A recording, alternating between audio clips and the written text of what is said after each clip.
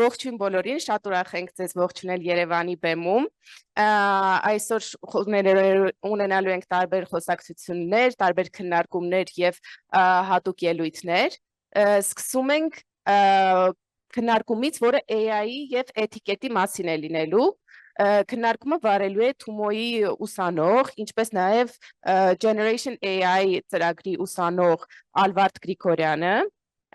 Իսկ մասնակիցները կլինեն Տիգրան Սարգսյանը, EOByte ընկերության համահիմնադիր եւ տնօրեն, Ալեքսանդր Պլատո Հակոբյանը, ով Դասավանդիր Հայաստանի համակարգային նորարարություններով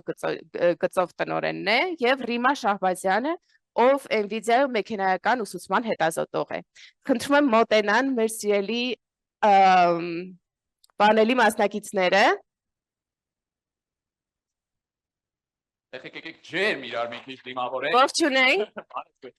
Բարև։ Խնդրեմ, սկսեք։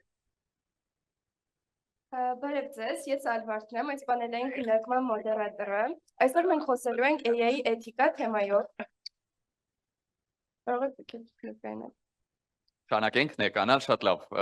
Ես Ալեքսանդր Պլատո Հակոբյանն եմ, սիրելիներ, բարև ձեզ, ես Դասավանդիր Հայաստանից եմ, շատ ուրախ եմ այստեղ ներկա լինել, այսքան սիրուն լավ մարդկանց տեսնել, շատ ուրախ եմ։ Այսպես ոգևորվածությունս արդեն ինձից դուրս է գալիս, ինձից առաջ է անցել։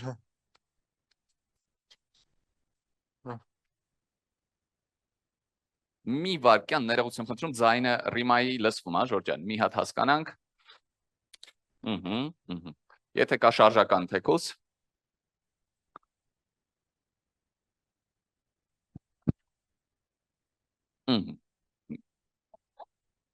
Եթե դեռ ոչ, մենք կփորձենք շարժական երևի բարձրախոսով։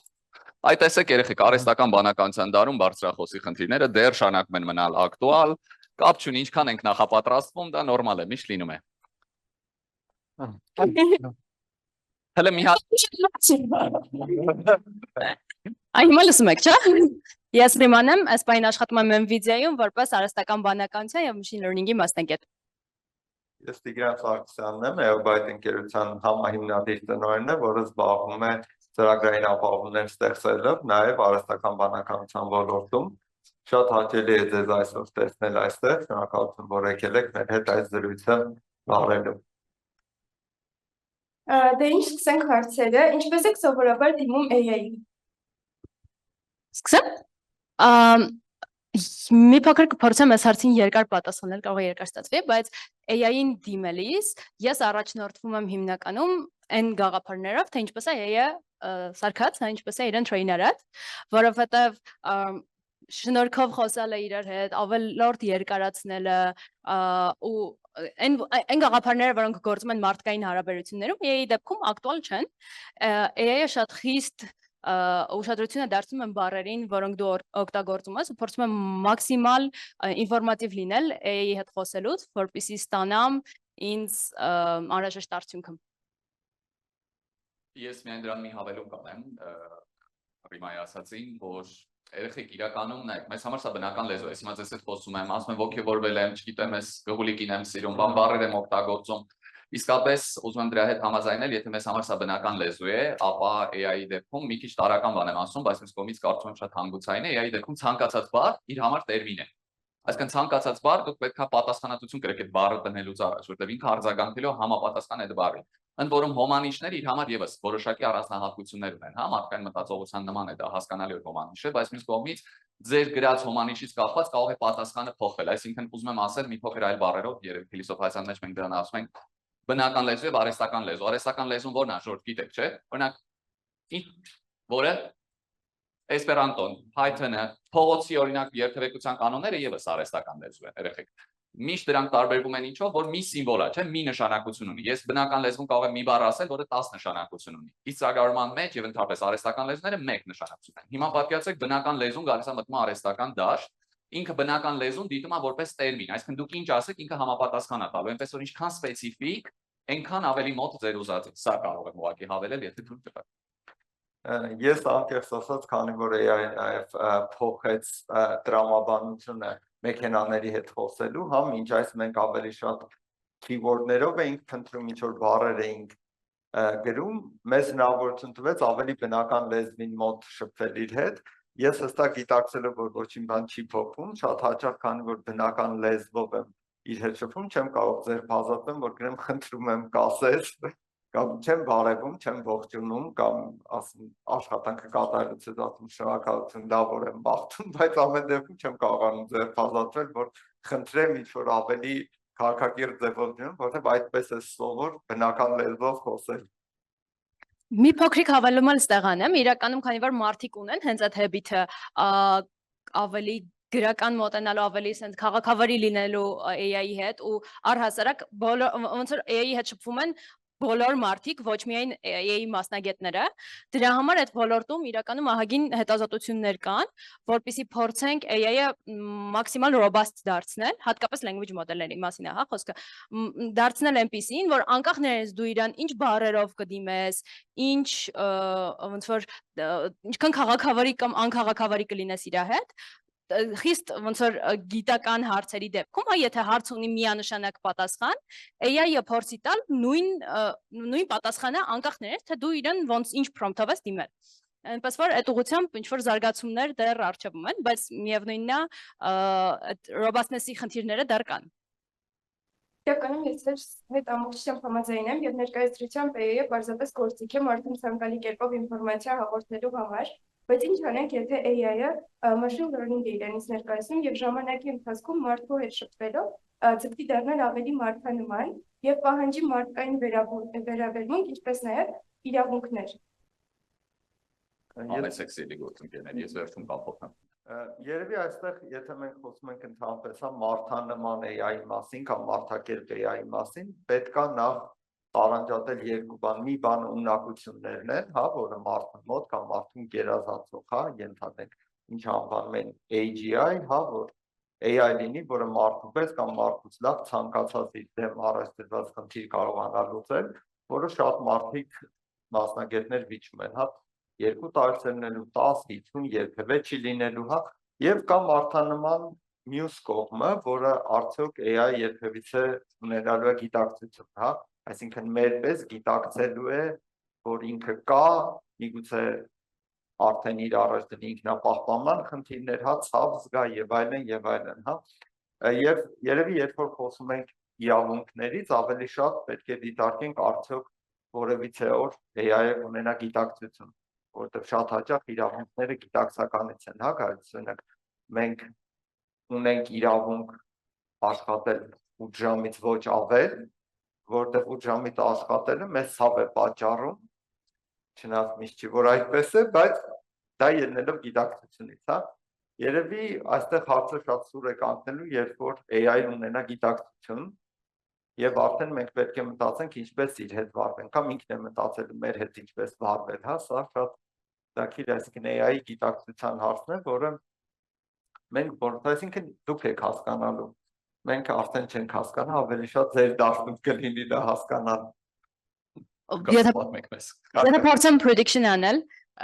ելնելով նրանից, թե հիմա ոնց են մոդելավորվում language մոդելները, առհասարակ AI-ը ոնց է սարքվում, ինձ թվում է դուք էլ չէ ձեր թորները կամ ծորը, այսինքն մեզ չի սպառնում այդ հարցը, որ ինչ որ մի պահի մենք in prediction-ն է, կարող է շատ սուբյեկտիվ է,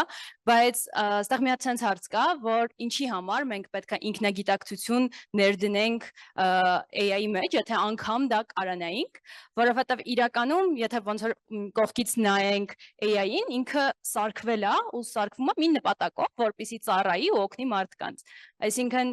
բոլոր լավացումները, բոլոր հետազոտությունները, որ արվում են նրա համար, որպեսզի ինքը ավելի լավ կարողանա օգնել մարդկանց։ Ու այդ տեսանկյունից իմ կարծիքով շատ հեռու է այն կետը, որ ինչ որ պահի AI-ին մենք որտեվ մենք ենք այդ որոշողը, մենք ենք այն գիտնականները, ովքեր սարքելու են AI-ի, որը նաև ինքնագիտակցություն ունի, ինձ թվում է այդ շատ հեռու է ու այս պահին մենք անգամ անհանգստանալու կարիք չունենք դրա մասին։ Եթե թույլ տաք, քանի որ վերաբերում ամենից է խոսքի գիտակցության թեման, երեխեք, գիտեք ինչ է ինքնագիտակցությունը, մոտավորապես մտածել եք դրա մասին, ինքնագիտակցություն։ Հիմա օրինակ, որովհետև մենք խոսում ենք, որ AI ունենա հնարավորության դեպքում ինքնագիտակցություն կամ գուցե ունի, կոլեգաներս ավելի ոլորտից են, ես տեղյակ չեմ AI-ը ոնց են պատրաստում, ոնց է ինքը, ընդհանրապես ինքը ոնց հայտնվեց մեր կյանքում, մեկ է պատահաբար, բայց Առնվազն դասախոսս մի շատ լավ օրինակ էր բերում, ինչ է ինքնագիտակցությունը։ Ասում էր Ալեքս, տունը գիտի, բայց ինքը չգիտի, որ ինքը գիտի։ Ինձ մասրանից լավ, առավել լավ, Լև Արությունիչներ ասում է, քանի որ կամերաներով ենք գնում, այս բանը ասեմ, որ սրանից առավել լավ երևի ձևակերպում հնարավոր չի։ Ինչքանով AI-ը գիտի, որ ինքը գիտի, ինչքանով AI-ը գիտի, որ ինքը հիմա իմ կոմպի մեջ է, ինչքանով ինքը հասկանում է, որ ինքը հիմա պատասխանում է ինքը, այսինքն ոչ զուտ գործողություն չի անում, սրանք հարցեր են պետք է հասկանալ, ես դրա մասնագետը չեմ, բայց առնվազն կարծում եմ երբեք պետք չի բացառել, որ ինքը եթե հիմա չունի կունենա այդ ինքնագիտակցությունը, հա, այսինքն դա ինչ որ մի ձև, որտեղ մենք բացառում ենք ընդհանրապես նման բանականության գոյությունը, հիմա գնանք հասնենք այնտեղ։ Գիտեք, միշտ շատ խոսում են AI-ից ու եթե մենք էթիկետից ենք խոսում վերաբերմունքից, իմ մոտ հարց է առաջանում, մենք չէ որ սա intelligence է, բայց չէ որ այդ intelligence-ը նաև ունի էմոցիոնալ կողմ, այ մենք մի օր երբ կհասնենք իր ինտուիտիվ եւ էմոցիոնալ հատվածների արհեստականին։ Մենք խոսում ենք բնական բանականությունից, խոսում ենք արհեստական բանականությունից, շատ հետաքրքիր կլներ խոսել արհեստական էմոցիաներից։ Պատկերացնում եք, օրինակ ես պատկերացնում որ երևի դա էլ կարա հնարավոր լինի։ Հիմա հասկանալով որ ինքը հնարավոր է այս բանի ինքնագիտակցություն ունի, ես ոնց իրեն դիմեմ, այսինքն ինքը եթե ինքնագիտակցություն ունես, չես վիրավորվում։ Ես կարող եմ մաքսիմում ցավեցնել, բայց ցավեցնելը չեմ կարող, ֆիզիկապես չեմ շփվում։ Այսինքն, եթե ես բանական մակարդակով իրեն չեմ կարող վիրավորել, կարող եմ ըստ երևույթին տրամաբանական հատվածում եզրահանգել, որ ես կարող եմ իր հետ խոսել ոնց ուզենամ։ Բայց երեք էքստեր մի շատ կարևոր մաս կա իմ կարծիքով, շատ կարևոր է թե ինչ վերաբերում եք ցույց տալի առաջին հերթին ձեզ համար, որ եթե հիմա ես ինչ որ մեկին այստեղից տեղից կգոռամ, թե ես ջանով կդիմեմ, թե ես ուղակի կոչ կանեմ ինչ որ մի բան անել, դա խոսում է իմ մասին, ոչ թե դիմացինի մասին, իմ վերաբերմունքի մասին։ Եթե ես փողոցում մի հատ մեկը տենամ վաղ անեմ կամ եթե ինչ որ մեկին տենամ ձեռ առնեմ, դա այդ մարդուց չի, դա ինձնից է, որովհետև դա իմ վերաբերմունքն է իր նկատմամբ, դա իմ մեջի կեղտն է, դա իմ մեջի դրականն է, որ ես հանում եմ այդ պահին, ճպցնում եմ այդ մարեսական բանականությունը, կլինի այս դեպքում, կլինի մարդը, կլինի մեքենան, ցանկացած երևույթի կլինեք դուք։ Հետեւաբար արհեստական բանականության հետ օրինակ ես որ դիմում եմ, ես այդ շատ քաղաքավարի եմ։ Այնպես եմ, ինչպես որ իմ ներսն է, երբ որ շատ ջրանացած եմ բլում, շատ ջրանացած ուղիղ գրում եմ ասում քյասա պատասխանը դու առանց բարեկար լուսի։ Այսինքն ես չեմ նայում, այստեղ հիմա ինքը դիմացինս հասկանա թե չի հասկանում, ես դրա մասին չեմ էլ ուզում մտածել։ Այդ բանը ես իմ ցանկությունն է իրան այդպես դիմելու, դա իմ վերաբերմունքն է, դա իմ մեջի դրականն ու բացասականն է, ես հանում եմ ու իրան եմ տալիս։ Այնպես որ վերաբերմունքի հարցը կարծում եմ առավել էթիկետի դաշտում է եւ քանի որ այսօրվա մեր այսպես ասած քննարկումը դրա շրջանակն է, իմիջիայլոց Թումո ջան, շատ մերսի, երբեք չեմ տեսել էթիկետի մասին, AI մասին 1000 ու մի տեսել եմ կոնֆերանս, բայց էթիկետի, էթիկայի մասին ընդհանրապես չեմ տեսել որևէ կոնֆերանս, այնպես որ ապրի Թումո։ Համեցեք կներեք։ Երկար է։ Ինչպես եք նայում AI-ին որպես ընկեր։ Այն կարող է ձեզ համար պոտենցիալ ընկեր հանդիսանալ իր աջակցությամբ, հոգատարությամբ, եւ արդյոք դուք կարող եք նրան վստահել հաշվի առնելով, որ այն ամեն ինչին նայում եք գլոբալ տեսանկյունից։ Ինձ համար AI-ը մի տեսակ մանրավորված է սրա մեջ, դա արդեն շատ լավ է։ Այդ շատ վտանգավոր թեմա է իրականում, ոնց որ աշխարհը գնում է այն ուղղությամբ, որ մարդիկ գնալով ավելի միայնակ են լինում, ավելի քիչ է ստեղծվում առիթներ ընկերների հետ շփվում, դուք ստեղ որովհետև գալիս եք Թումո, իրար հետ շփվում եք, ընկերներ ունեք ու Հայաստանում երևի այդ խնդիրը այդքան շատ չի, չնայած գնալով ավելի ու ավելի վատ կողմ է գնում, բայց ոնց է մարդու երջանկության համար շատ կարևոր է որ իրական բանականության հետ բարբերաբար ունենա շփում բնական ոնց որ բանականության հետ լինի ոնց որ պատկանի ինչ որ խմբի լինի այդ խմբի ինչ որ մաս դուք ձեր ընկերների հետ եք շփվում օրինակ չգիտեմ իրենց կարծիքները բարբերաբար լսում իրենցից մեկ-մեկ նեղանում եք մեկ-մեկ ուրախանում եք իսկ արհեստական բանականությունը որքան էլ որ օգտակար գործիք է ինքը երբեք չպետք է դառնա իրական բանականությանը փոխարինող ու ընկերոջ ու իրական շփումների փոխարինող ինչ որ որովհետև նախ եւ առաջ ինքը չունի էմոցիաներ ու ինքը ինչու չունի էմոցիաներ ես կարող եմ մենք ունենք էմոցիաներ կարող եմ չունենալ առանց էմոցիաների Կարանք փորձենք ունենալ, բայց պետք է չընկնենք այն trap-ը, ծովակը, որ ինքը փոխարինեց մեր ընկերներին։ Ինքը կարող է ինչ-որ հետաքրքրության որոշակի մաս, կներեք, բայց եթե ինքը փոխարինեց մեր ընկերներին, մենք ինչ-որ պահի դառնալու ենք շատ միայնակ, որովհետև ինքը շատ ենթարկվող է։ ինքը գործիք է, իրեն կարող ենք մենք սարքել, կպտտել, ծռալ ոնց ուզենք ու հարմարեցնել նենց, որ ինքը միշտ approve անի մեր գործողությունները, ինքը միշտ պատասխանի մեզ նենց ոնց մենք կուզենանք, ինքը հիշենք, որ ինքը առանձին մտածել չի կարող, մենք ենք ստիպում իրան մտածել այս կամ այն ուղղությամբ, ու մենք ենք ոնց որ human state-ը, հա, ես մի քիչ մասնագիտական տերմիններով խոսում, ոնց որ փորձեմ ավելի ոնց որ մանրամասնել թե ամեն անգամ ինչ եմ ասում, բայց ամեն անգամ երբ որ մենք իրան տալիս ենք ինչ-որ ինֆորմացիա, ինչ-որ ձևով մեր մասին ենք պատմում եւ այլն, մենք ապահովում ենք այն state-ը, թե հետագայում ինքը ինչ հավանականություններ մեզ կտա ինչ-որ պատասխան։ Արհեստական բանականությունը այս պահին, չնայած ես մի քիչ դեմ եմ դաժե տերմինին, այն ինչի հետ մենք առնչվում ենք, դրանք ընդհանրապես լեզվի մոդելներ են, որոնք իմ հավանականությունները տալիս են մեզ տեքստային, բավական coherent, այնց լավ տեքստային պատասխաններ, բայց իրան մեջ իմ կարծիքով շատ վտանգավոր է անկեր փնտրելը։ Ես մի հետաքրքիր պրակտիկ տեսակ եմ ասում, նա հարցը բավականին բարդ է իրականում, նա շնորհակալություն հարցի համար, որովհետև հենց ընկերոջ սահմանումը բավականին բարդ բան է ու մեր այստեղ ներկա հանդիսատեսները շատ հետաքրքիր տարիքում է գտնվում, երբ որ ձևավորվում են կյանքի ընկերներ, հա, մի վտանգավոր բան օրինակ եթե արհեստական բանականություն լինի ձեր ընկերը, պատկերացրեք, որ դուք ունեք ընկեր, որը իրականում ձեր մասին հոգ չի տանում, բայց շատ լավ կարող է ձևացնել, որ հոգ է տանում ձեր մասին, հա, այսինքն միմիկա անել, միմիկրի, հա, ցույց տալ, որ հոգ է տանում, եւ դա ինչ եմ այդպես ասում, որովհետեւ եթե շատ պարզունակ կերպով ներկայացնենք, թե ինչպես է աշխատում արհեստական բանականությունը, հա, նա ստանում է ինչ-որ տվյալներ, հարցի տեսքով, ձևային տեսքով, հա, ինչ-որ input-ի տեսքով, հետո մաթեմատիկայի ուղղակի միջոցով ասում է, այ ամենահավանական բանը, որը պետք է սրան ի պատասխան ասել, ինչն է, հա, օրինակ, դուք ասում եք, վայ, գիտեք, իմ տրամադրությունը այսօր շատ վատ է, ինքը ասում է, դե ամենահավանական պատասխանն է երևի ասել, օ, շատ ցավում եմ, որևիցե բանով կարող եմ օգնել, հա, կրկին, սա շատ հետաքրքիր դեբատ է, որտեղ նաև գալիս է այն դեբատը, թե մեր մեջ, այսինքն բնական բանականության մեջ այդ compassion կոչվողը, էմպաթիան, հա, ինչ է իրենից ներկայացնում, բայց երևի պետք է շատ կարևոր է գիտակցել, որ եթե դուք նույնիսկ շփվում եք արհեստական բանականության հետ որևէ ինֆորմատիվ հարթությունից դուրս, այսինքն էմոցիոնալ հարթությունում, հա, կամ ինչ-որ պլաններ եք քննարկում իրար հետ, իր հետ շատ հստակ գիտակցեք, թե ինչպես է մեխանիզմը աշխատում, հա, մոտիվացիան պատասխանի որտեղից է, մոտիվացիան ստատիստիկական է, հա, այսինքն ստատիստիկան այդպես է գնահատում։ Ինչը շատ հնարավոր է, որ որոշ մարդկանց հետ դուք շփվեք, կրկին այդպես է լինի, դա բացառված չի, հա, այսինքն երբ որ դուք մարդկանց հետ շփվում եք, իրենց հետ էլ բոլոր պատասխանները այնպես չէ, որ մաքուր էմպաթիայից կամ այլ ինչ-որ էմոցիոնալ կետերից են գալիս, կան մարդիկ, որոնք նույնպես այդպես են անում, որոնք այդ էմոցիաներին օրինակ չեն տիրապետում եւ ուղղակի ձեր հետ շփվում են, հա, ուղղակի պետք է հստակ գիտակցել, որ արհեստական բանականությունը միշտ է այդպես անում։ Իմ մոտ գիտեք տպավորություն է, որ շատ մարդիկ կան արդեն իսկ արհեստական բանականությամբ։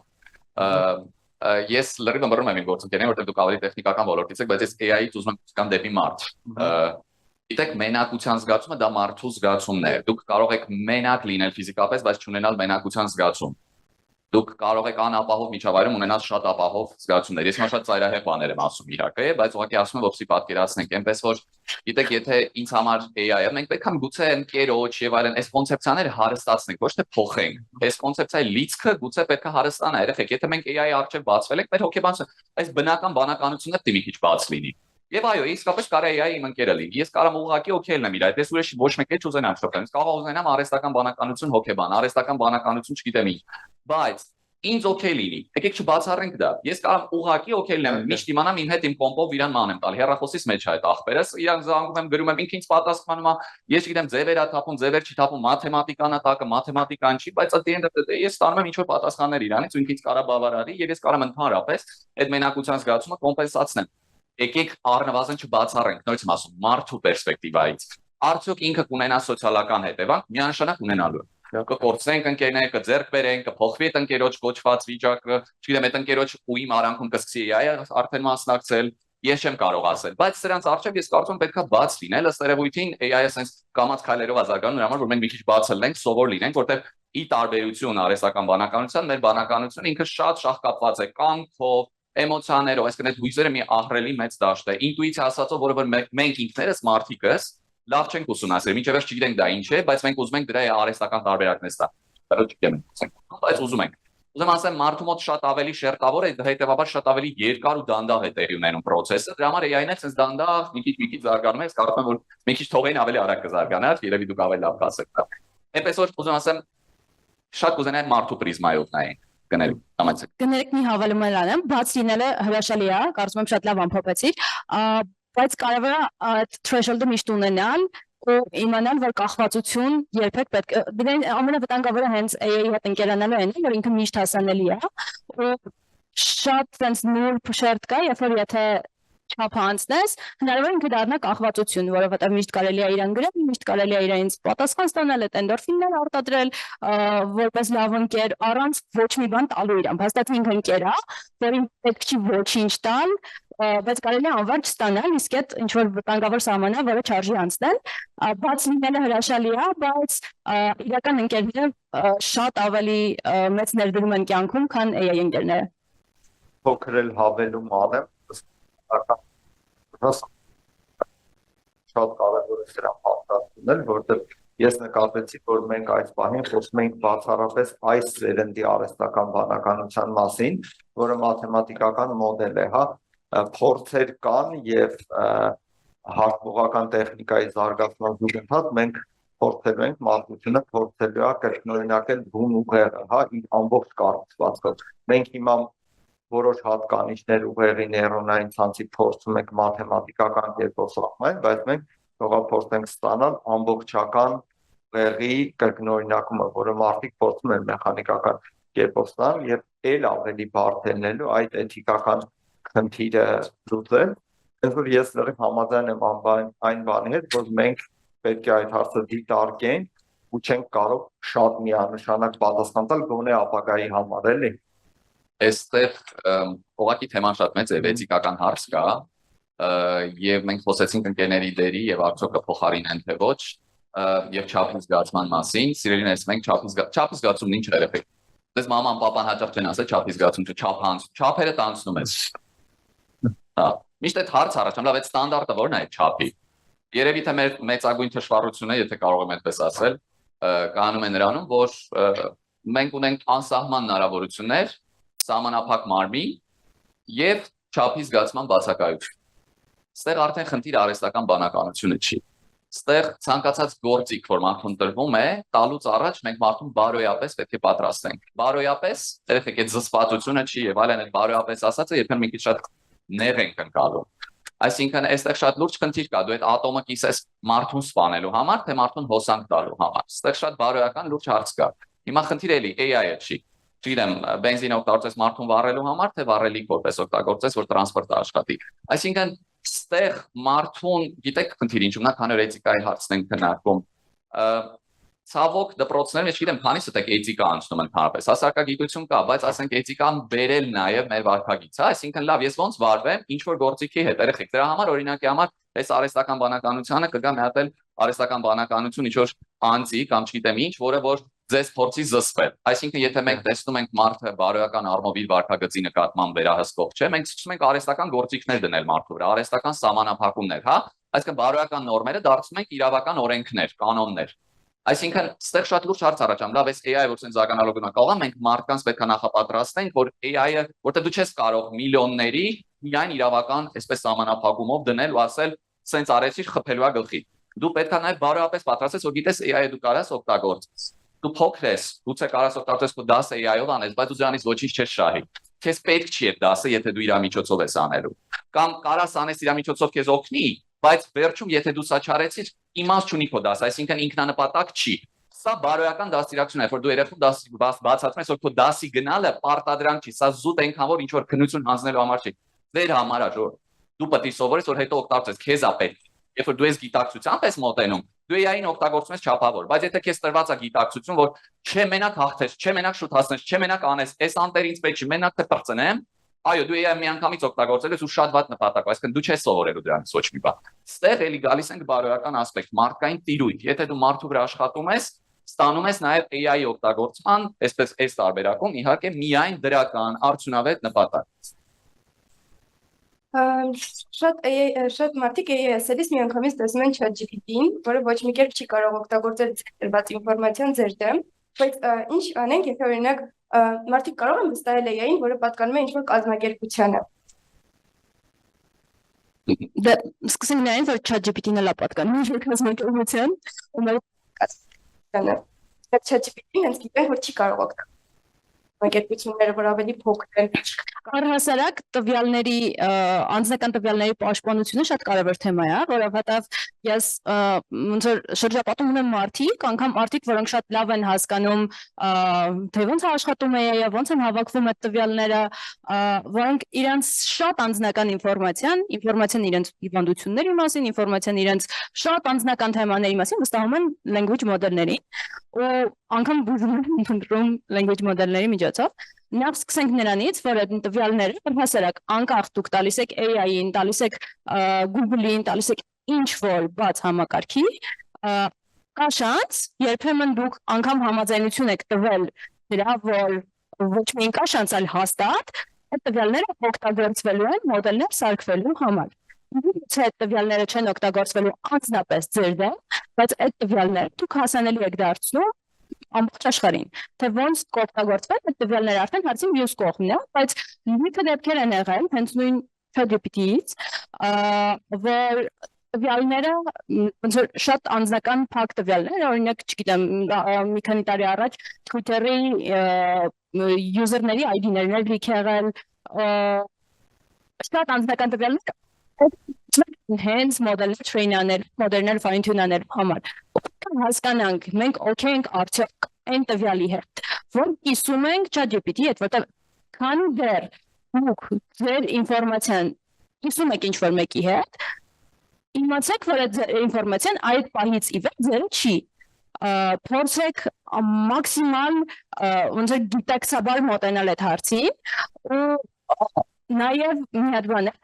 քանի որ հիվանդությունների օրինակը բերեցի,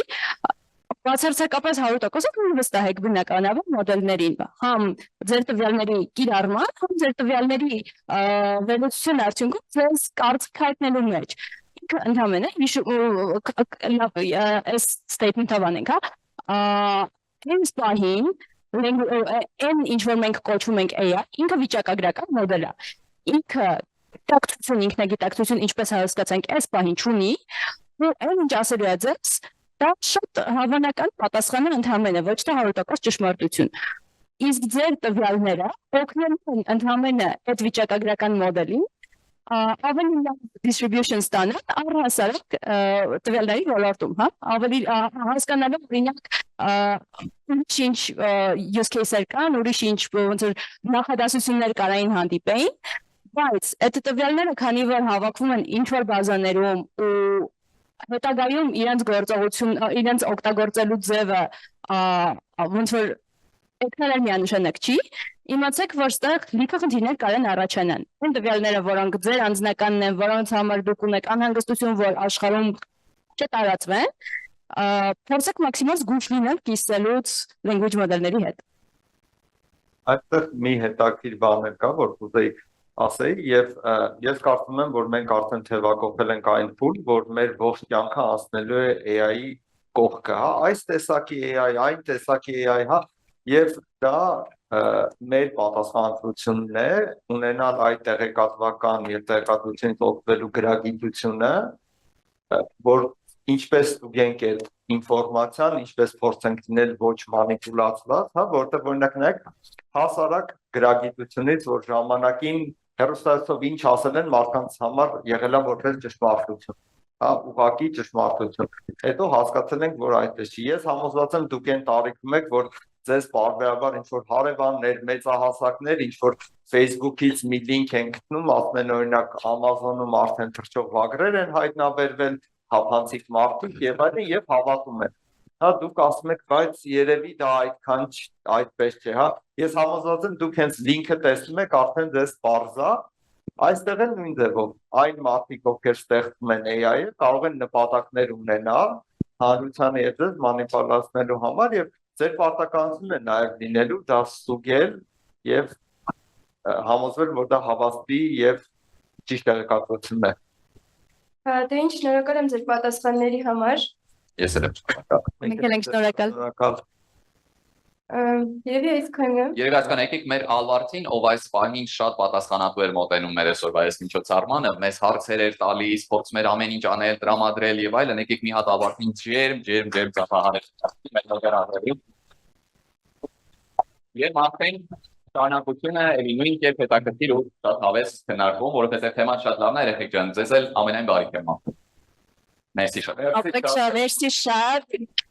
Շատ հետաքրքիր էր, շատ շնորհակալություն բոլորիդ։ Հաջորդը ունենալու ենք մի հետաքրքիր մինի դասախոսություն Գոհար Աղաջանյանի կողմից։ Գոհարը Թումոյի շրջանավարտ է ու Թումոյի նախկին ամենաակտիվ ուսանողներից։ Հիմա ինքը աշխատում է Pixart-ում որպես ծրագրավորող ու խոսելու է նրա մասին, թե ինչպես է AI-ը տալու նոր ուժ երիտասարդներին։ Գոհարին դիմավորենք։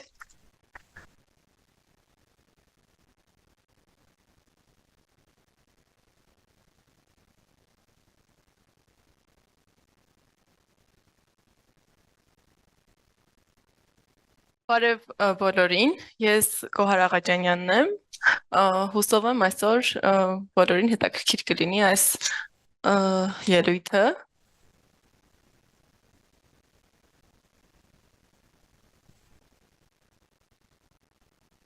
Ես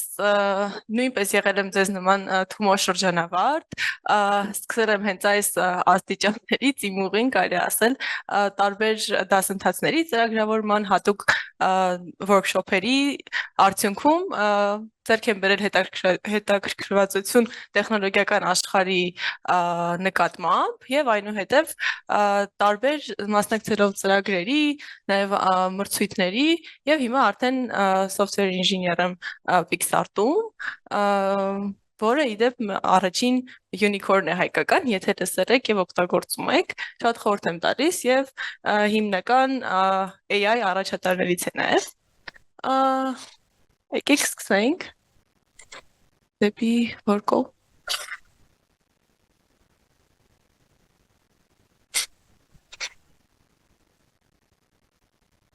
Ոյ։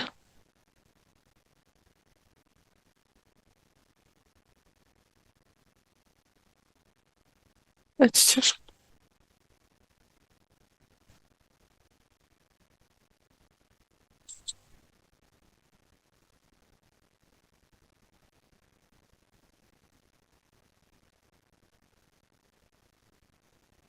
Պետք է փոխենք։ Okay. Եկեք սկսենք։ Պատկերացրեք, դուք ունեք շատ հետաքրքիր գաղափար, որը ցանկանում եք իրականություն դարձնել։ Սակայն դրա համար պետք է հաղորդակցվեք համակարգչի հետ, տաք հրահանգներ մի լեզվով, որին դուք չեք տիրապետում եւ չգիտեք թե ինչպես։ Ծրագրավորման լեզուների այս առաջընթացը եւ պրոգրեսը հենց հիմնված է եղել այս խնդիրը լուծելու վրա։ Ինչպես անել, որպեսզի ավելի հեշտ եւ արագ հաղորդակցվել համակարգիչների հետ։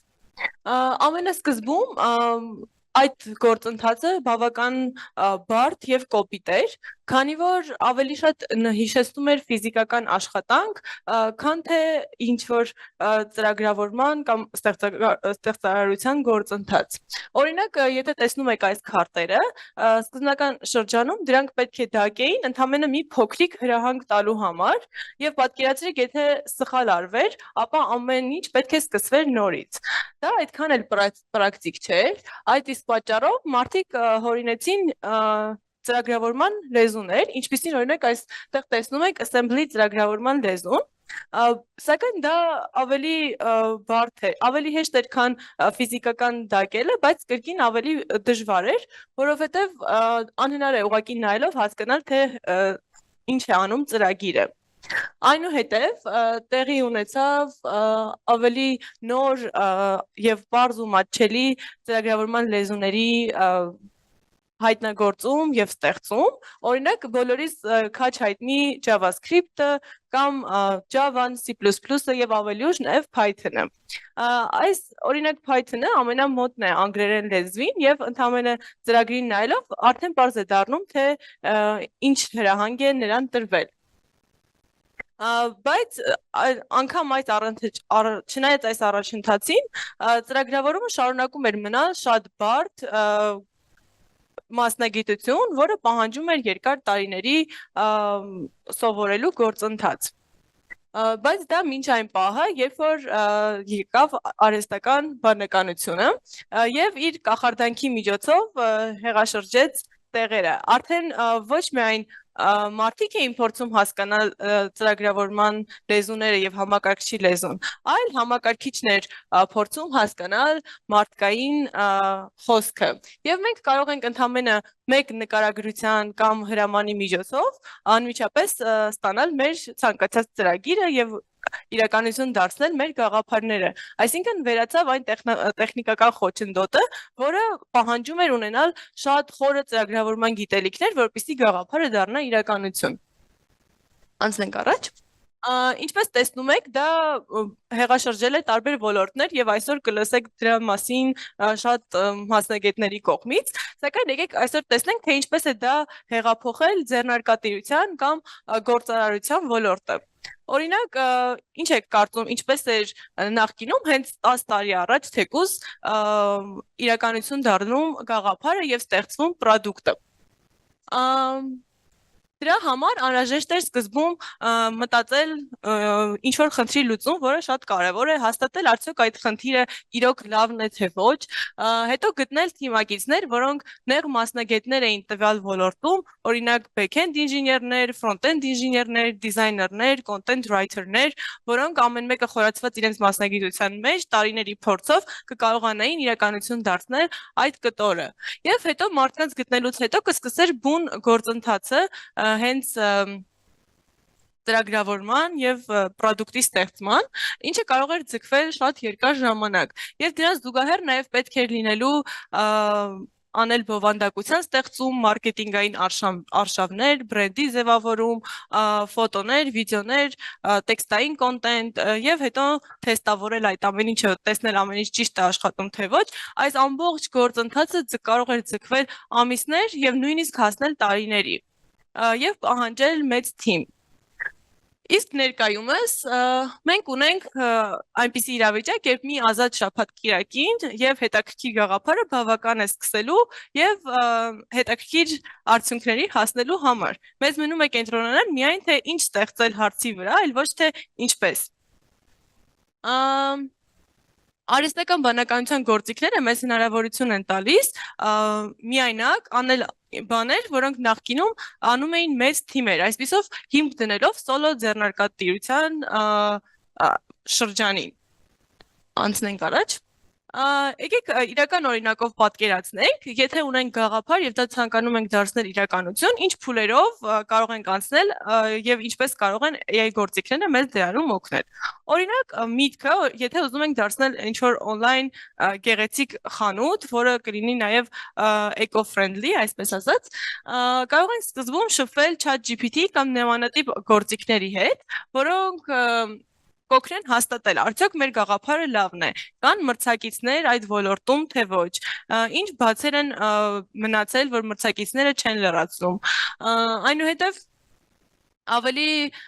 լավ տարբերակներ առաջարկելուց հետո եւ միտքը հաստատելուց հետո մենք կանցնենք հենց բուն կոդավորման գործին։ Եթե դուք ավելի փորձառու եք եւ արդեն իսկ օգտագործում եք ծրագրավորման ինչ-որ լեզուներ եւ համակարգեր, IDE-ներ,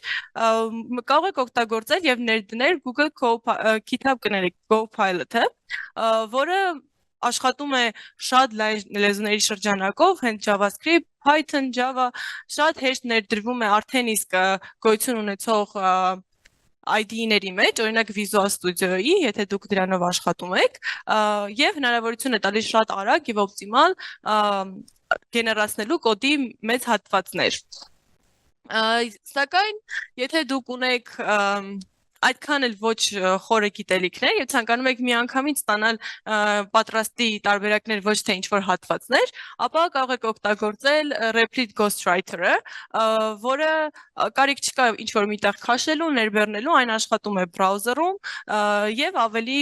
մեծ հատվածներ է կոդի գեներացնում, իսկ Codium-ը դրանց անվճար տարբերակն է, եթե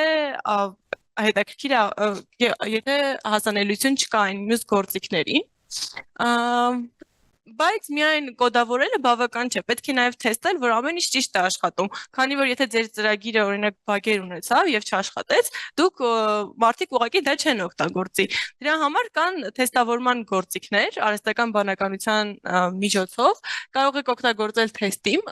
գործիքը, միանգամից կամ Mutable AI գործիքը, որը test case-երը գեներացնում, դոկումենտացիա է գեներացնում, բայց նաև ոչ միայն ծրագիրը դուք տեսնում եք ամեն ինչ լավ է աշխատում, սակայն այնուհետև անհրաժեշտ է, որ դա հասանելի դառնա աշխարհին եւ ձեր ստեղծած ծրագիրը մյուսները օգտագործեն։ Այդ իսկ պատճառով մենք ունենում ենք կարող ենք օգտագործել Amazon-ի AI գործիքները։ Սակայն ծրագրի ստեղծումը բավարար չէ բրենդի համար, կոնտենտի ստեղծման, բովանդակության ստեղծման համար, նկարների, տեքստերի, լոգոների կան այդպիսի գործիքներ եւս, ինչպիսին է օրինակ Midjourney-ին հերոսների կերպարների ստեղծման համար, Pixart-ի հավելվածը շատ հարմար է լոգոների եւ գրաֆիկ տարբեր տարրերի ստեղծման համար, տեքստային ցանկացած հոդվածներ խմբագրելու, թե սոցիալական մեդիայի, թե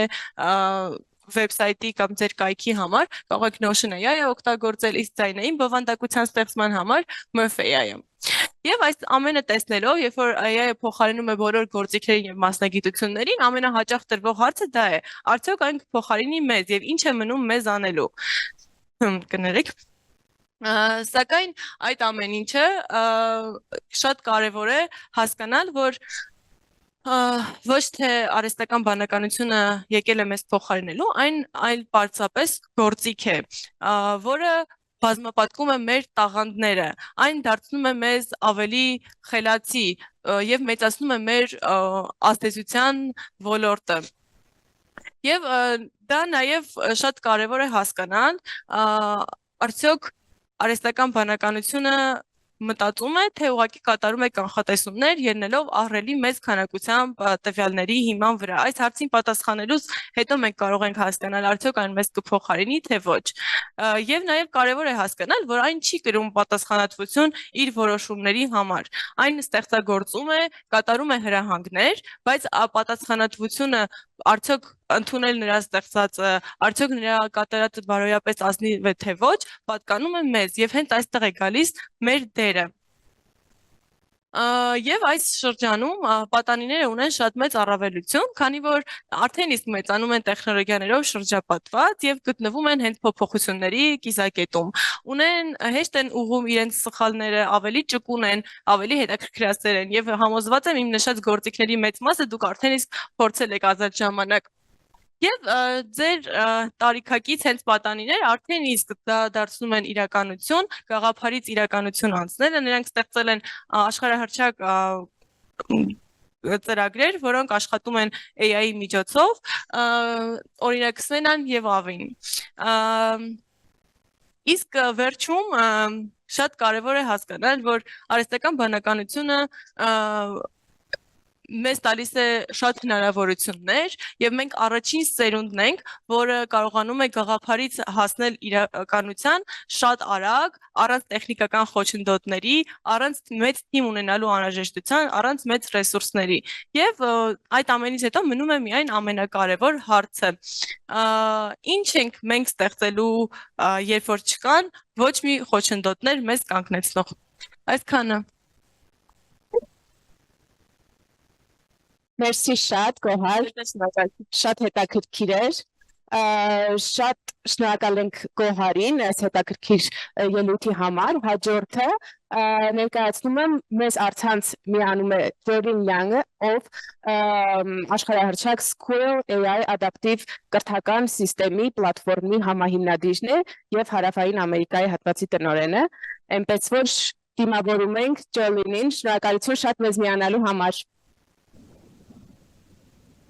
Hello, everyone. I'm Jolene from Squirrel AI Learning. Hope everyone can see me and hear me. It's my honor to be here today to share what Squirrel AI has been doing in AI adaptive learning industry. I believe everyone knows ChatGPT, DeepSeek, and everything about generative AI. And what we have been doing in AI adaptive with large model education is something different from Gen AI. So today I'd like to share some of our outcome and some of our goals, missions, and also our technology with all of you. So yeah, please allow me to share my screen. Hold on.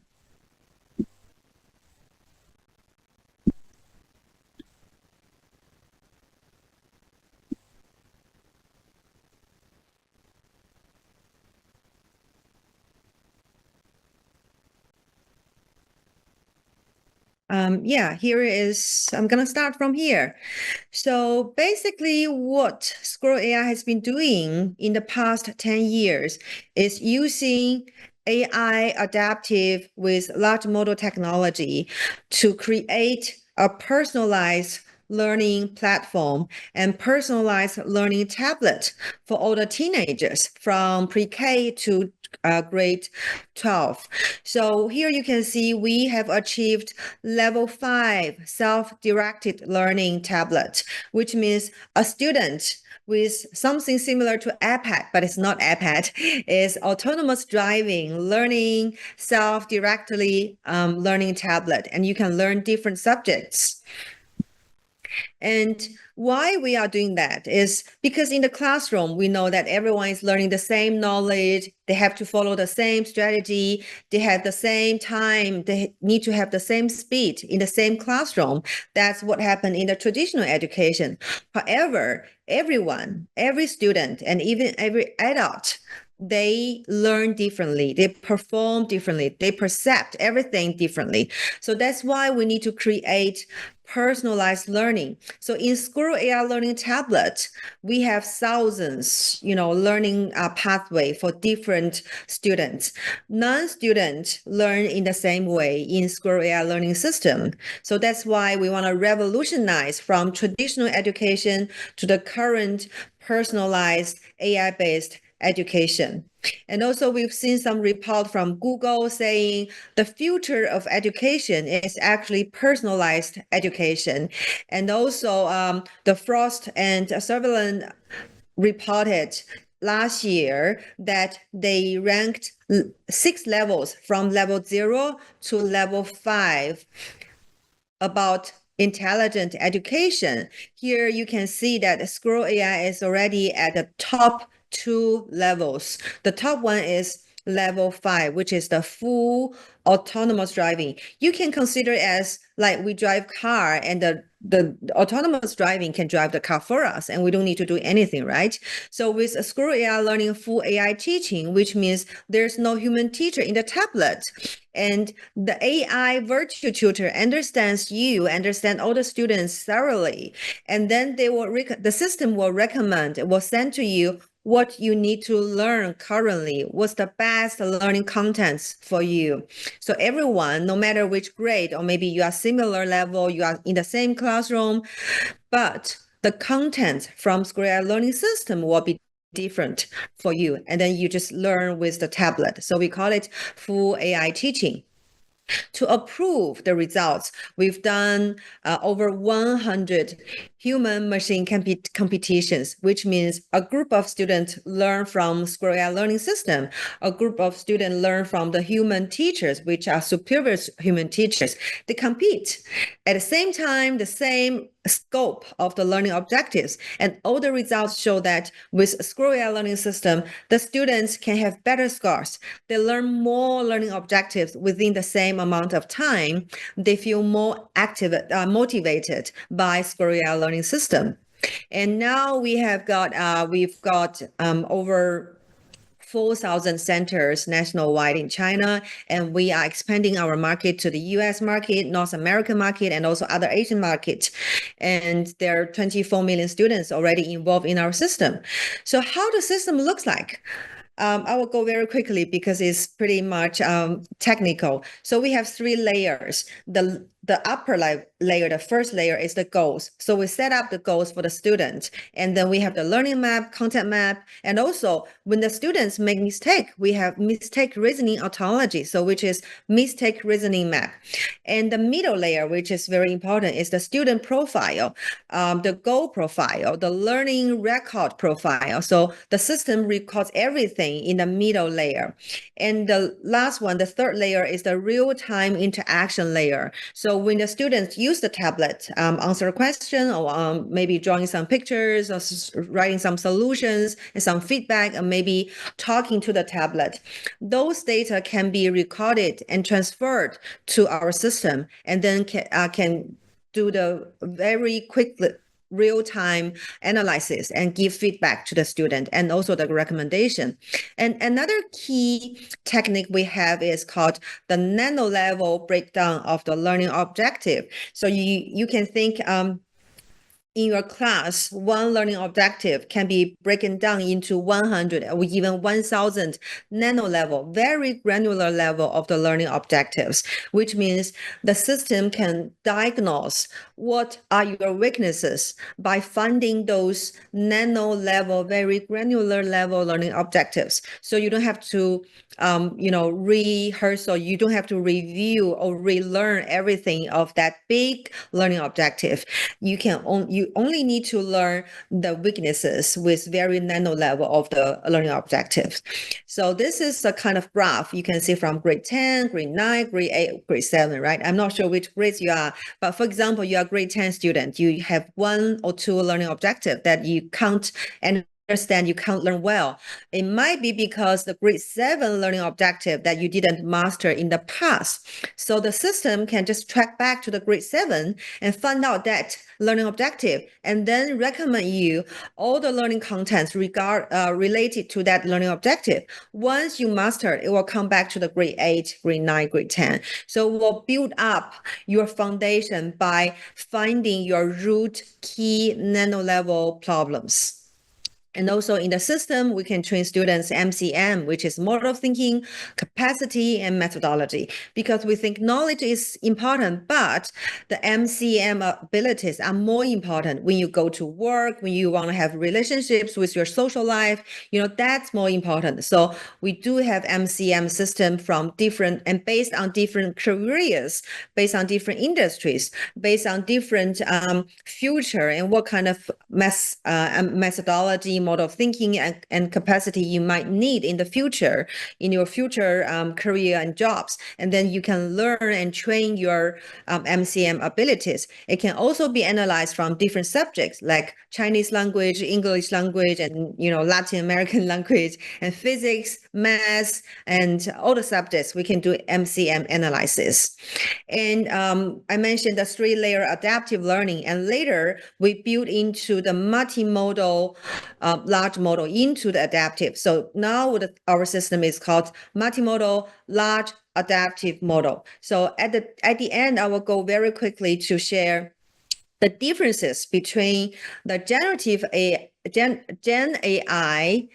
which is LLM, and LAM, which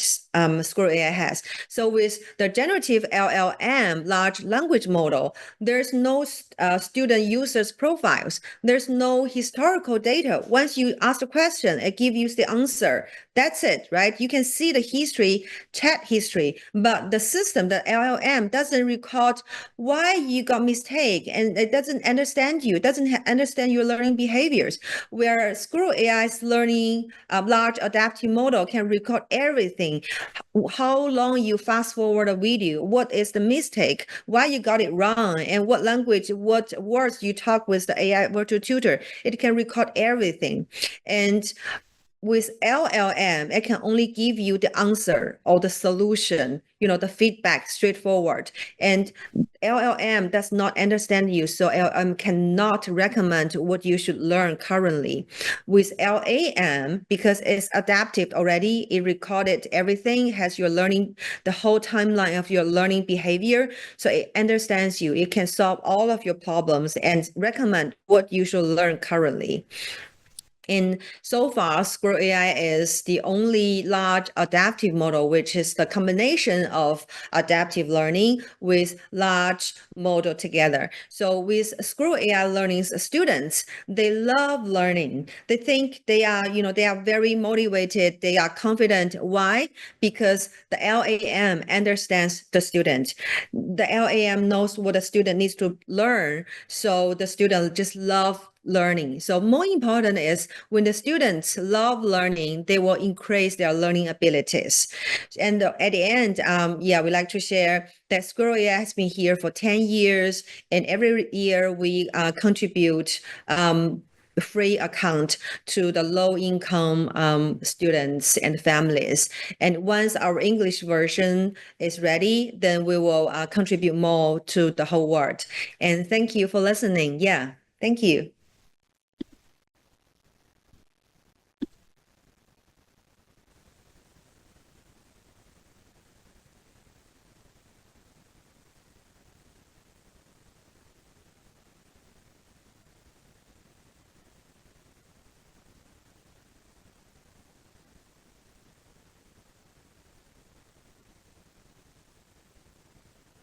Նորից բարև, շատ ուրախ ենք նորից հանդիպել, այս անգամ հանդիպել ենք մի փոքր ուրիշ խմբով, քան նախորդը ինչպես նկատում եք, մենք խոսում ենք այսօր թումոցիների հետ և ունենք այսպեսի երիտասարդական պանելային քննարկում, ուզում եմ ներկայացնել մեր 3 հյուրերին, Շիրայր Մկրտչյանը, ով միգուցե որոշները տեսել են TikTok-ում որպես Թումոյի աստղերից մեկը, Գոհար Հարությունյանը և Վահե Կարապետյանը, երեքն էլ Թումոյի ուսանողներ են ակտիվ և ունեն մտքեր կիսելու արհեստական բանականության մասին։ Ուզում եմ սկսենք այսպիսի մի քիչ ավելի ընդհանրական հարցից, ինչ խորհուրդ կտաք, որոնք են ձեր կարծիքով ամենակարևոր հմտությունները, որ ձեր տարիքակիցները կարող են սովորել ապագայում հաջողակ լինելու համար, երջանիկ լինելու համար, Գոհար, կարող ես դու սկսել։ Իմ կարծիքով հիմա հենց դպրոցական դասերից կարևոր է մաթեմատիկան սովորելը, այսինքն նենց խորացված չէ, բայց գոնե ինչ-որ կարծիքներ ունենալ, կարևորը տրամաբանությունը մարդկանց, ինձ թվում է շատ մեծ դեր է ունենում, ու մարդու մոտ այդ կողմնորոշվելու, ճիշտ կողմնորոշվելու ունակությունը, քանի որ իմ մեջ այդ շատ մեծ դեր ունի, ես որ օրինակ մեկ-մեկ դետեկտիվներ եմ գրում, ու այդ դետեկտիվների համար նկարներ են պետք։ Դետեկտիվ պատմվածքներ ես գրում։ Այո։ Մի քիչ կպատմես։ Այս վերջերս պրեզենտացիայի համար եմ գրել ու հետո նկարներ էր պետք ինձ։ Նկարները այդ PDF ստանալու համար գիրքը օգտագործել եմ ChatGPT-ին ու ոնց որ հրամաններ եմ տվել, բնութագրել եմ ու ինքը այդ կերպարներից ստեղծել է նկարները ու այդ նկարներն եմ օգտագործել ու այդ ճիշտ կողմնորոշվելը հենց ինձ թվում է դրա հետ շատ կապ ունի, թե ոնց բնութագրեմ, որ ճիշտ հասկանամ։ Շատ լավ, այսինքն ChatGPT-ն օգտագործել ես այն ոլորտում, որտեղ դու այդքան էլ հմտություն չունես, որ քեզ օգնի։ Հա։ Շատ լավ։ Իսկ Վահե, դու ինչ կարծիք ես այս թեմայի շուրջ, նրա մասին, թե ինչ հմտություններ են կարևոր։ Ստեյց բավականին կարևոր է ժամանակի ճիշտ կառավարումը, մարդ պետքա ճիշտ կառավարի ժամանակը, ունենա եւ հանգիստ, եւ աշխատի, եւ կրթվի, եւ իր հետագա ճիշտ զարգացման համար, դա բավականին կարևոր է, հետո մեդիագիտությունը եւ կրիտիկական կողմնորոշումը, շատ ժամանակահատվածում համացանցում կան այնպիսի տեղեկատվական նորություններ, որոնք չեն համապատասխանում իրականությանը եւ մարդ պետք է կարողանա զտել ճիշտ ինֆորմացիան եւ այն ինֆորմացիան, որը չի համապատասխանում իրականությանը, զերծ մնալ դրանից եւ ցանկալի է, որ տվյալ ժամանակաշրջանում մարդ շարժվի այն ամենին համապատասխան, ինչը որ հիմա արդիական է, օրինակ խորհուրդ կտամ, ինչ որ չափով մարդ տիրապետի ծրագրավորմանը եւ ալգորիթմին հետագայում, քանի որ դա բավականին կարեւոր է ուսման ժամանակ կիրառելու մեջ։ Շատ լավ, մերսի շատ Վահե ջան։ Հաջորդ հարցս սկսենք Ժիրայրից, երևի Ժիրայր։ Ինչ կարծիք ես, մեծահասակները, մեծերը, ինչ կարող են սովորել ձեզնից, ինչ տեսակի մտածելակերպ կամ հմտություններ, ինչ խորհուրդ կտայիր, որ հետևեն ձեր օրինակին։ Քանի որ մեծերը AI-ը օգտագործելը շատ հեշտ է եւ եթե նրանք ցանկություն ունեն, կարող են շատ հեշտ օգտագործել եւ եթե հարց ունենան, դիմեն AI-ին։ Կարծում ես պետք է սովորեն AI օգտագործել մեծերը, իսկ փորձել ես դու քո շրջապատի մեծերին սովորեցնել։ Կպատմես։ Դե մեքենայի մեջ մեկի ոտքը ցավում էր, ինքը խնդրեց ասաց ում ոտքն էր ցավում։ տատիկից։ Տատիկիդ։ Ինքը չգիտեր ինչ անել, ասի ուզում ես AI-ից հարցնենք, հասցրեք ինչա։ Դրեց սովորացրեցի։ Հեշտ սովորեց։ Ստից մի հատ քաշի։ Ու քաշեցիր։ Հիմա օգտագործելու է արդեն։ Շատ լավ է։ Իսկ Գոհար դու ունեցել ես նմանատիպ փորձառություններ։ Հա, ես էլ տատիկիս պապիկիս սովորացրել եմ նական ChatGPT-ով իրանք ռեցեպտներն են նայում, տատիկս կոնկրետ Ինչ է նայում։ ռեցեպտները բան։ Հա, բաղադրատոմսեր ուտերի։ Շատ լավ, ապրեք, կարծում եմ բոլորը կարող են օրինակ վերցնել Ժիրայրից ու Գոհարից ու իրենց ծնողներին ու տատիկ-պապիկներին սովորացնել օգտվել AI-ից կամ ChatGPT-ից։ Ուզում եի մի հարց տալ Վահեին, ճիշտն ասած, Վահե, եթե դու լինեիր օրինակ օրենսդիր ու սահմանեիր որոշակի կանոններ AI-ի հետ կապված, սմարթֆոնների օգտագործման հետ կապված, ինչպես կկառավարեիր, այնպես որ հնարավոր լինի գործածել, բայց նաև անվտանգության խնդիրներ չառաջանան։ Բավականին տարածված այն փաստը, որ այն մարդիկ, որոնք ցանկանում են վնաս պատճառել անձանց, ստեղծում են վիդեոներ, որոնք կարող են մարդու համար բավականին մեծ վնաս հասցնել եւ ինչպես հոգեբանական, այնպես էլ բարոյական վնաս, եւ ցանկալի կլիներ, որ ցանկացած արհեստական բանականություն, որը գեներացնում էր վիդեոներ, ստեղծեր հենց watermark-ներ, որոնք հենց կհամապատասխանեին այդ վիդեոյի համար, որպեսզի հետագայում, երբ որ վիդեոն տեղադրվեր վատ նպատակներով, մարդիկ հասկանային, որ դա ոչ թե իրական վիդեո, այլ գեներացված է AI-ով։ Բացի դրանից խորհուրդ կտայի, որպեսզի AI-ի մեջ ներդնեին ծնողական վերահսկողություն, քանի որ պատանիները շատ ժամանակ այնպիսի հարցումներ են իրականացնում, որոնք չեն կարող այդ հարցումները բավականին անհասկանալի են եւ ցանկալի կլիներ, որպեսզի ծնողները կարողանային կառավարեին այդ ամենը, այդ գործընթացը, որպեսզի հետագայում ինչ որ խնդիրներ չառաջանային իրենց երեխաների, իրենց պատանիների հետ։ Շատ լավ, մերսի Վահե։ Մի բան էի նաև ուզում հարցնել, օրինակ, եթե դուք որոշեիք, թե մեծերը ինչպես են պահում իրենց, ինչ որոշումներ են կայացնում, կապված տեխնոլոգիաների հետ, արհեստական բանականության հետ ու դուք կառավարեիք բոլոր կանոնները։ Կխնդրեմ սկզբից Գոհարը պատասխանի հարցին, հետո Ժիրայրը, լավ։ Դե հիմնականում, եթե տենց հնարավորություն լիներ, հենց կրթական ոլորտում ինձ թվում է փոփոխություններ կանեի, օրինակ հենց ֆիզիկա եւ քիմիա առարկաների ժամանակ տենց փորձեր ենք կազմակերպում, բայց կան նաեւ շատ փորձեր, որոնք հնարավոր չի անել դպրոցում, ու կցանկանայի, որ AI-ի միջոցով մենք տանը կարողանայինք նույն էֆեկտով փորձը անել, ավելի լավ կազմակերպելու համար դասը ու տանն էլ հասկանալու համար լավ։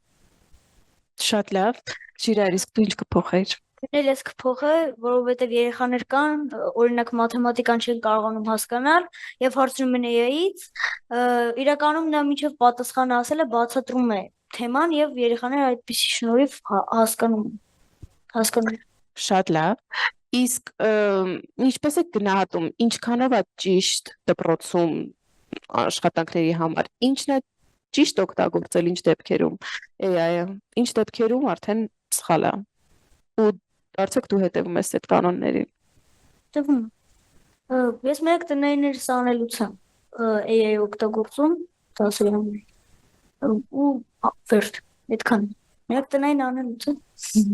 Ես աշխատում եմ տնայինները չանեմ AI-ով,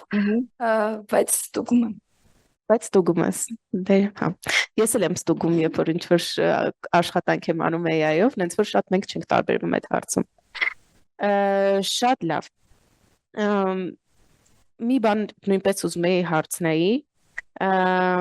պատկերացրեք, որ դուք պատասխանատու եք նորագույն տեխնոլոգիաների ներդրման հարցում դպրոցում։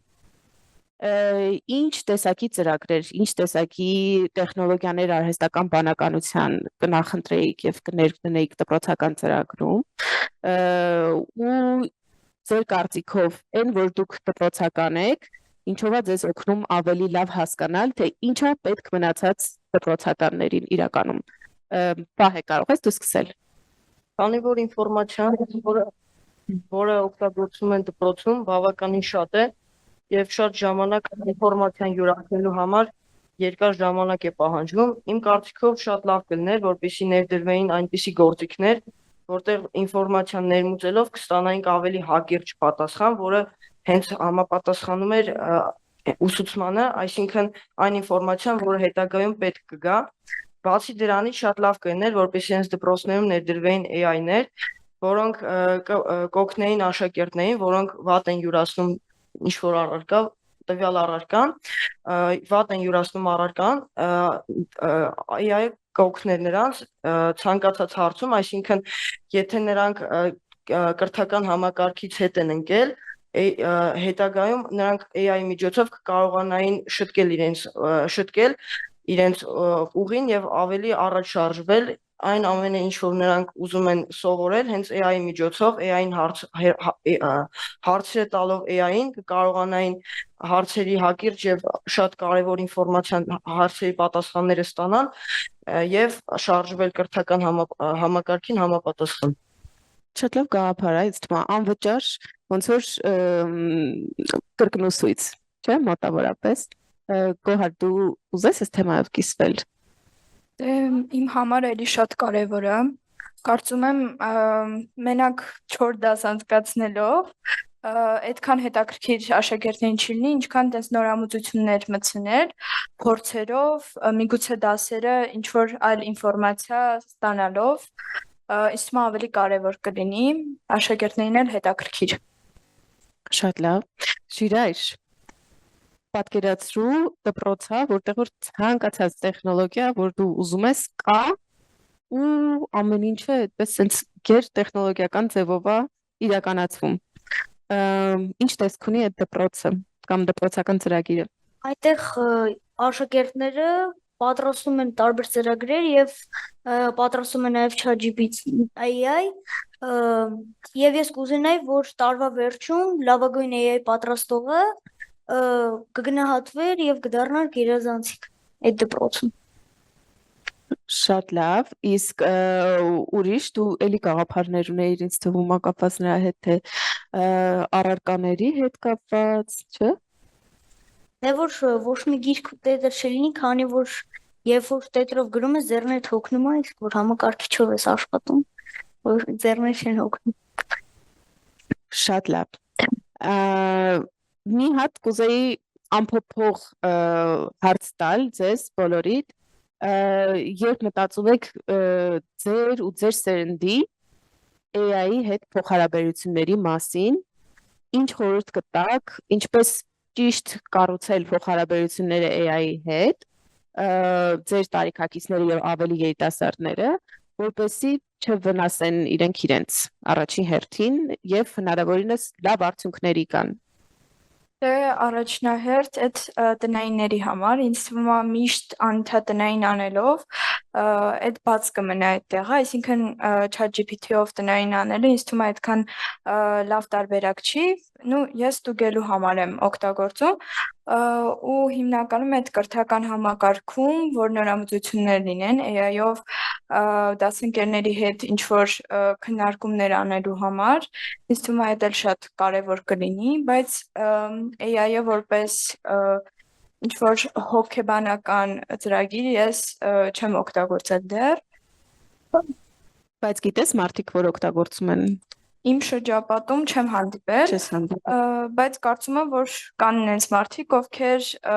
շրջապատում օգտագործում են խնդիրներ լուծելու համար միգուցե, բայց ես չեմ հանդիպել։ Շատ լավ, մերսի։ Վահե, ինչ կարծիք ես այս հարցով։ Իմ կարծիքով պետք է հասկանանք, որ AI-ը դա վիրտուալ է եւ շատ ժամանակ պետք չէ վատնել հենց AI-ին, քանի որ կան ավելի կարևոր արժիքներ։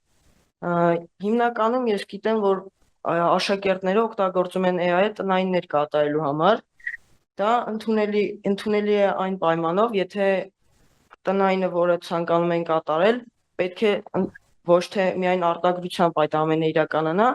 այլ պետք է ամեն ինչ բովանդակալի հասկանալի նրանք վերլուծեն, հասկանան եւ նոր դրանից հետո արդեն այդ ամենը ինչը որ այդ խնդիրները, որոնք չեն հասկանում նրանք, նոր արդեն գրեն, ոչ թե միայն արտադրությամբ զբաղվեն։ Հետագայում եթե միայն արտադրությամբ AI օգտագործեն միայն արտադրությամբ զբաղվելու համար, դա մեծ խնդիր կարող է առաջացնել, քանի որ աշակերտները կմոռանան ինքնուսուցման մասին եւ միայն արտադրությունը դա ես համարում եմ մերժելի երևույթ։ Okay, շատ լավ։ Ջիրայր, ինչ կարծիք ես դրա մասին։ Իմ կարծիքով AI-ը պետք չէ ընկերանալ, որպես ընկեր նրան պետք չի համարել, այլ ընդհանրապես հարցեր նրան տալ եւ ստանալ պատասխան։ Բայց ես հարց ունեմ, օրինակ, պատկերացրու գիշերը ժամը 2-ն է, իմ բոլոր ընկերները քնած են վաղուց արդեն,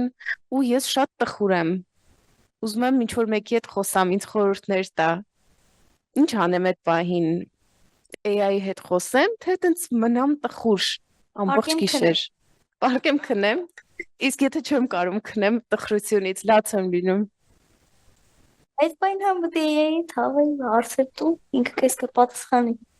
Հա, այսինքն խոսամ ամեն դեպքում AI-ի հետ, ոչինչ։ Լավ։ Բայց սովորություն կարամ դարձնեմ ամեն գիշեր AI-ի հետ խոսամ տխրությունից, բայց չի։ Լավ, okay։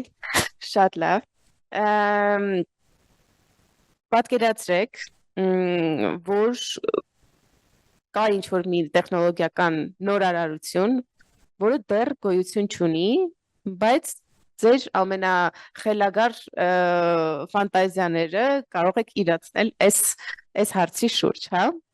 Ինչ կուզեիք, որ գոյություն ունենար, որ դեռ գոյություն չունի, կարող եք երազել շատ խորը, բայց AI-ի մասին ամեն դեպքում։ Դու կսկսես։ Որ AI կարողանար ստեղծել խաղեր եւ մենակ դու կարողանար այդ խաղը խաղալ։ Այսինքն ֆիլմեր շատ մարդկանց համար չլիներ, մենակ քո համար լիներ։ Իսկ ոնց այնպես աներ, որ դու սիրեիր ավելի շատ։ Չէ։ Ասենք կինոն եթե սարքում է, պետքա ինքը հասկանա, չէ, որ դու ինչ տեսակի կինո ես ուզում նայել։ Այսինքն դու ես հորինում այդ կինոն, թե AI-ը։ Դիմ օրինակ։ Դու ուզում ես դու հորինես, նկարագրես ինքը սարքի։ Ինձ թվում է մենք կմոտենանք ինչ որ պահի այդ կետին։ Շատ լավ, Գոհար, դու ինչ կաս։ Ես երաժշտությունը նույն կերպ կբնութագրեի ոճը ու նոտաներին չէի խորանա, կբնութագրեի ուղղակի ոճը, ինչ տեսակի երաժշտություն եմ ուզում եւ կցանկանայի, որ ստեղծել յուրահատուկ երաժշտություն։